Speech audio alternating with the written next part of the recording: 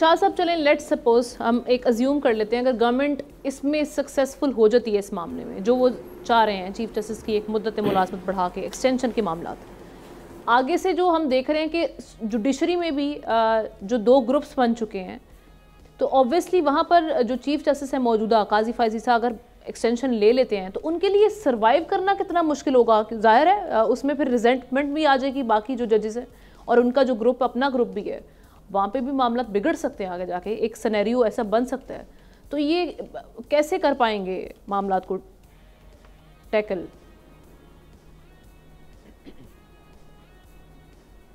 आमना देखिए, मेरी ज़ाती राय ये है कि हुकूमत और अपोजिशन के दरमियान एक बड़ी कह सकते हैं कि एक डिसाइसिव जंग है।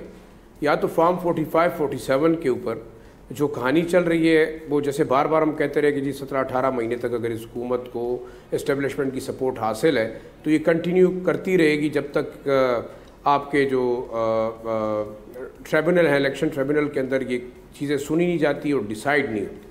देखिए, हुकूमत कुछ भी कर सकती है और वैसे मैं ये नहीं समझ सकता कि क्या वाकई ये जो 25 जजेस होंगे वो PMLN का साथ देंगे या PDM की हुकूमत का साथ देंगे। हो सकता है कि वो बाद में वाकई फैसले मेरिट पे करना शुरू कर दे। This is a double edge sword. मैं नहीं समझता कि काजी फायज ईसा साहब या बाकी ऐसे जजेस हैं वो बड़ा ओपनली हुकूमत को सपोर्ट करेंगे और वो अपोजिशन के खिलाफ फैसले देंगे।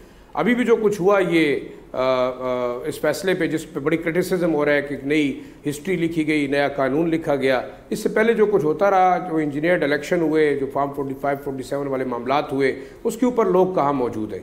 मैं ये समझता हूँ कि देखिए, हुकूमत लास्ट हद तक इसलिए जाएगी कि उसकी सर्वाइवल है, या तो उन्होंने हुकूमत में रहना है या हुकूमत से निकलना है। तो अब डू एंड डाई वाला मामला, इसमें हम दूसरी राय किसी की भी नहीं हो सकती कि हुकूमत क्यों करना चाह रही है। हुकूमत जो है वो थ्रू एन ऑर्डिनेंस भी ये तमाम चीज़ें कर सकती है। और एक्सटेंशन, आपको बड़ा एक साइकोलॉजिकल सी बात करूं, मेरे ख्याल में इंसान जो है ना जब पैदा होता है और उसको हर शख्स का ये ईमान है कि वो उसको मौत आएगी हर जिंदा चीज़ को, लेकिन मरना कोई भी नहीं चाहता।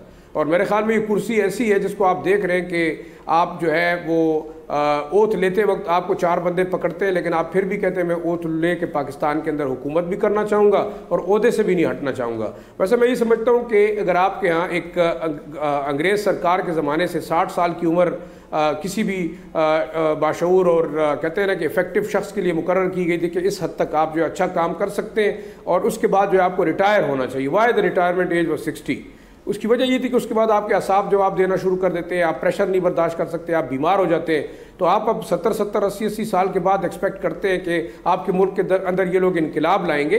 दुनिया के अंदर कोई शख्स इंडिस्पेंसिबल नहीं है। हर अच्छा शख्स उसकी रिप्लेसमेंट मौजूद है अगर आप एक यंगर जनरेशन को आने देंगे। तो मैं तो ये समझता हूँ कि खुदारा ये मेरे ख्याल में 70 सालों से जो पाकिस्तान के साथ हो रहा है इन्हीं लोगों ने किया है। जब वो हुकूमतों में होते हैं, एक्टिव होते हैं, अपनी सीटों के ऊपर ताकतवर होते हैं, जब वो उस वक्त पाकिस्तान के लिए कुछ कमाल नहीं कर सके तो अब रिटायरमेंट के बाद और 70-70 साल की उम्र में क्या करते रहेंगे। देखिए, हमें बड़ा इफेक्टिवली एक चीज़ को देखना है। आपने एक फ्यूचर लाइन देनी है, फ्यूचर पॉलिसी देनी है। अगर आप इस तरह ज़ाती इक़्तिदार की खातिर जंगें कर रहे हैं, और ये तमाम जंग ज़ाती इक़्तिदार की खातिर है, और बड़ी बदकिस्मती की बात है इस वक्त जो हमारे टॉप के 7-8 लोग लड़ रहे हैं, इसमें माजरत के साथ अगर कोई मानता है या नहीं मानता, इनकी ज़ाती लड़ाइयाँ जो है इनको इस हद तक लेके आई हैं। किसी की एक्सटेंशन नहीं हुई, किसी को ओहदे से हटाया गया, किसी के खिलाफ केस बनाया गया। अब हालात ये है कि आप अपनी ज़ाती लड़ाई में पाकिस्तान का बेड़ा गर्क करें। तो मैं ये समझता हूँ कि हुकूमत हर हद तक जाएगी और हर कानूनी गैर कानूनी तमाम हथकंडा इस्तेमाल करेगी जो उसके पास इख्तियारात हैं, और वो चाहेगी कि उसकी मर्जी के फैसले हो। अपोजिशन कितनी ताकतवर है, अगर एस्टेब्लिशमेंट उसके साथ नहीं है तो मेरे ख्याल में कैदी 804 समेत सब चीखों पुकार करते रहेंगे, लेजिस्लेशन भी हो जाएगी, सरकारी मुलाजमीन की उम्र भी इंक्रीज हो जाएगी, और आप देखेंगे कुछ दिनों के बाद हम कहेंगे कि जी बिल्कुल जायज़ हुआ है, ये तो कानून था कि आपकी सरकारी मुलाजमीन की उम्र बढ़ गई तो फलां को भी एक्सटेंशन मिल गई, फलां को भी मिल गई, और आप देखें ऐसा होगा। सब्सक्राइब करें और बेल दबाएं ताकि कोई खबर रह न जाए।